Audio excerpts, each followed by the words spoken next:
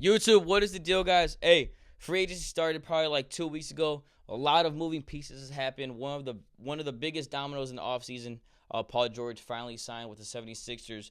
So, point of this video, I just want to say the winners and losers of free agency, and also kind of go through some of the notable signings. But let's get straight into this video, guys, because there's been some winners and losers.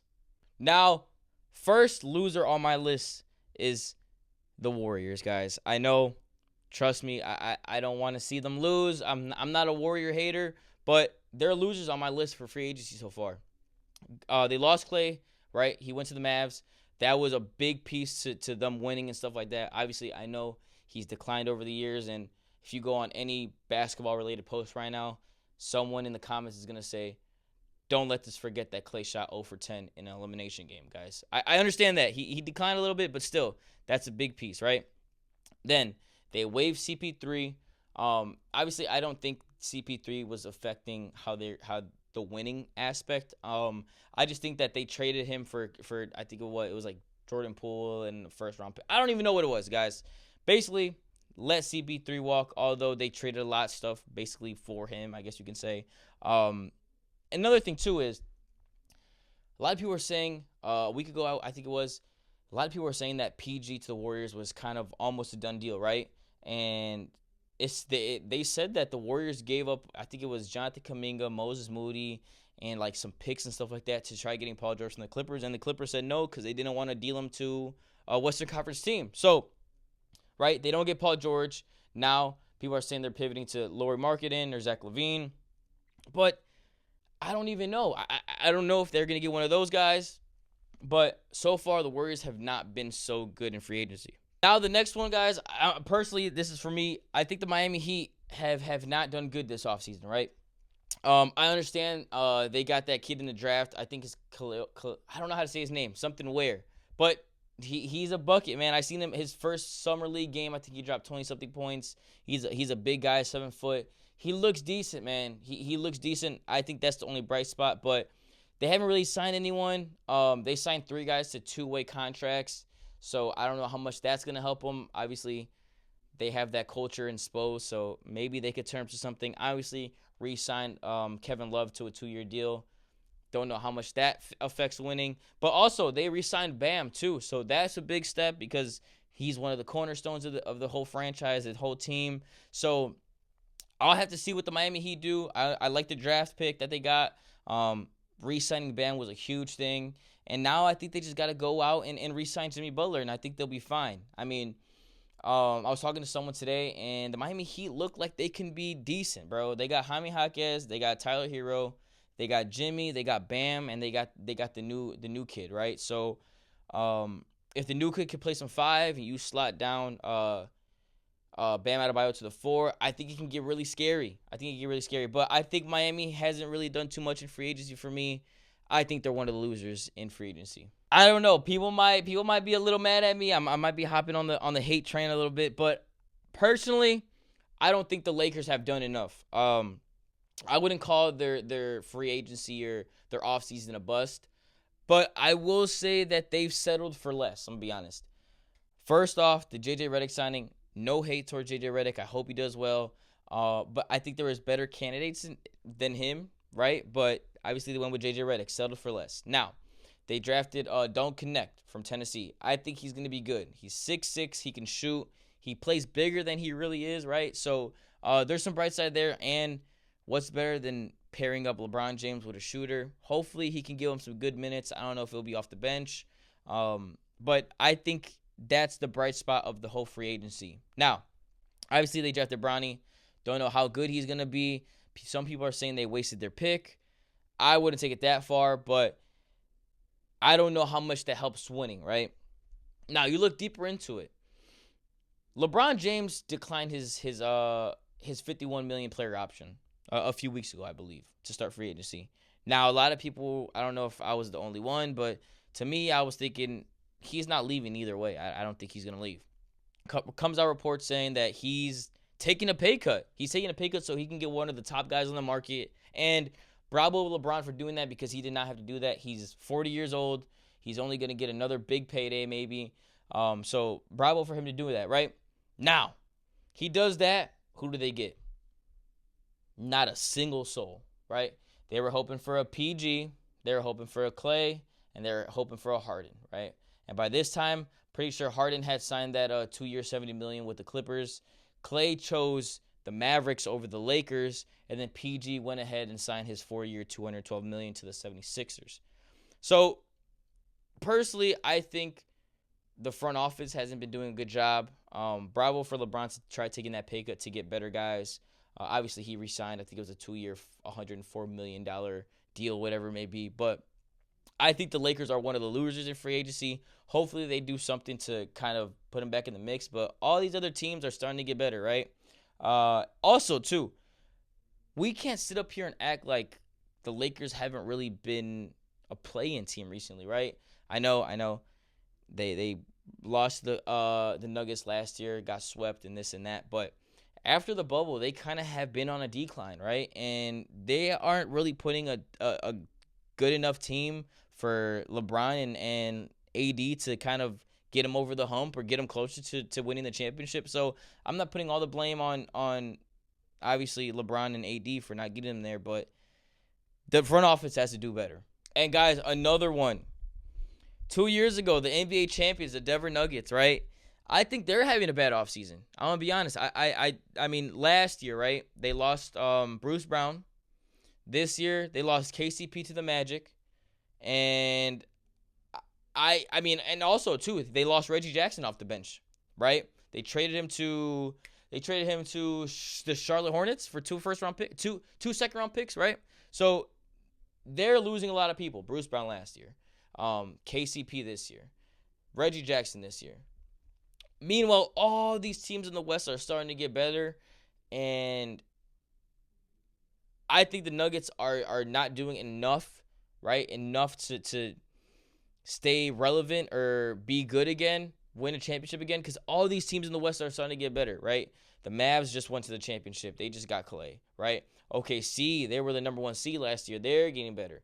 So all these good teams, I mean, Ja Morant comes back in Memphis, right? So all these teams around the Denver Nuggets are starting to get better, and they're losing people.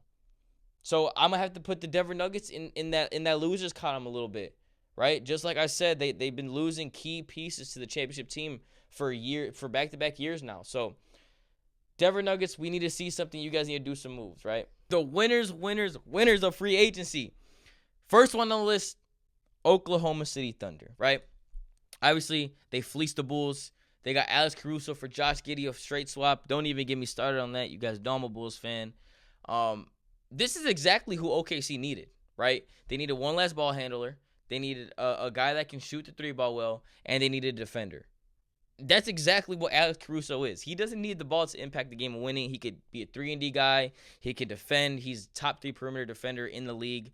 Very, very good trade, honestly. Now, they also went to go get Hardenstein, right? 3 years, $87 million. I'm a firm believer that Chet at the 4 is going to be a lot better than Chet at the 5, right? You look at the 2020 bubble. How did the Lakers beat the Nuggets, right? They had JaVale McGee, and they had Dwight Howard on Jokic, and then they had AD on the backside helping. This is exactly what OKC's looking like right now. They got Hardenstein, a big 7-footer, right? He's 7 foot. He's going to be playing the 5.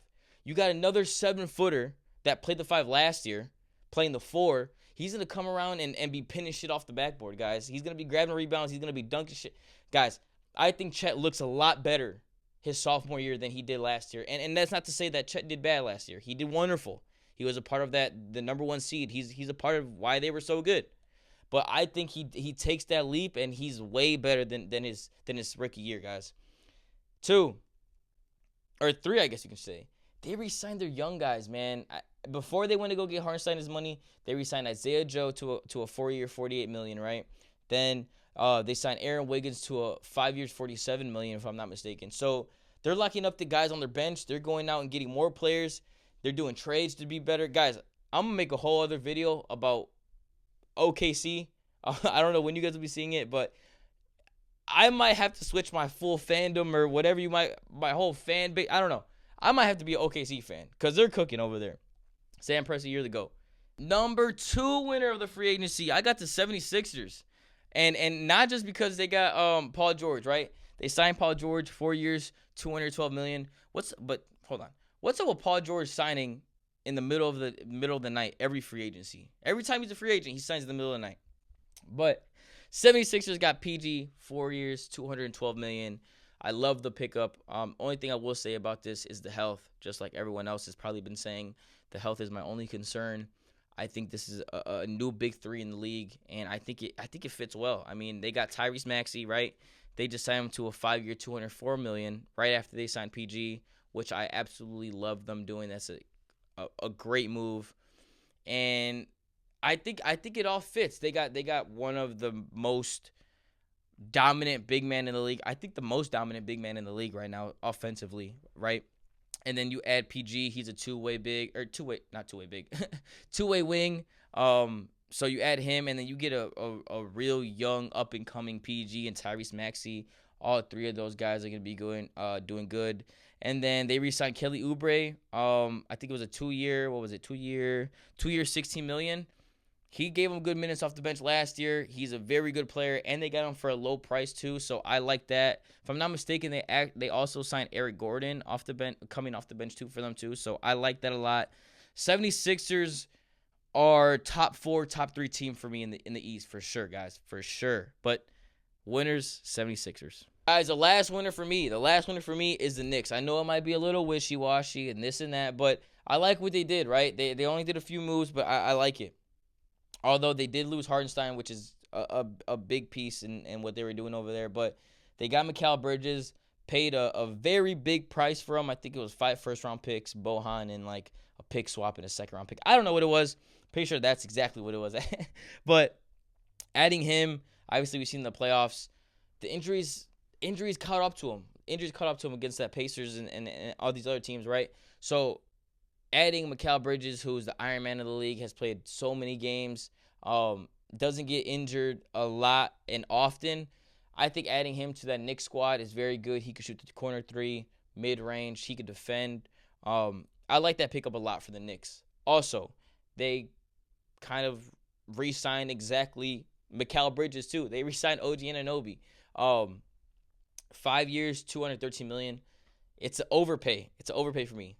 But they got OG back, so that's going to be real good. They got 2 good defenders who can defend your best players, your best wings, whatever it may be. I like what the Knicks are doing over there, and they still got room to, if they want to keep Julius Randle, if they want to trade him, because Julius Randle could be a good piece on a championship team. And I don't know if they keep him, I don't know if they trade him, but it's going to be real interesting for the Knicks because they got a little wiggle room, I guess you can say. So that's the winners and losers. I'm going to go over some notable signings and stuff like that. Clay to the Mavs. I like this a lot because you add a shooter next to Luka and Kyrie. It's going to be very, very good for him. I think it was 3-year, $50 million. Yeah, 3-year, $50 million. So that's good for Clay. I also like KCP going into Magic. I think you put someone that can shoot, right? A 2-guard. He's probably going to be paired up with Jalen Suggs. And then Paolo, France, Wendell Carter. Guys, that's a decent squad over there, right? And KCP can shoot. I think if they had KCP this year, I think they beat Cavs in Game 7. That's just me. But I like that signing. Drummond to the 76ers, 2 years, $10 million. I forgot to put this in the 76ers column, but Drummond to the 76ers is very good because he's a serviceable big. I've seen him with the Bulls. He can give you 10 and 10 a night, easy off the bench. Also, too, God forbid Joel Embiid gets hurt, Drummond could be a starter in this league. So if you plug in Drummond, I don't really think it takes away from 76ers. I know offensively and stuff like that, Embiid, but I don't think it kills the whole rhythm. But I like this a lot for the 76ers. Now, another one that I also like, Najee Marshall to the Mavs. He's a big guy. He can defend. He can shoot well. And he's kind of an enforcer. So if someone wants to mess with Luka or Kyrie, you guys got to deal with Najee Marshall. But that's only a few guys, I'm going to be honest. But let me know what you guys think. Winners, losers. If your team has made moves. If your team has not made moves. Just let me know what you guys think. But I appreciate you guys so much for watching. Peace.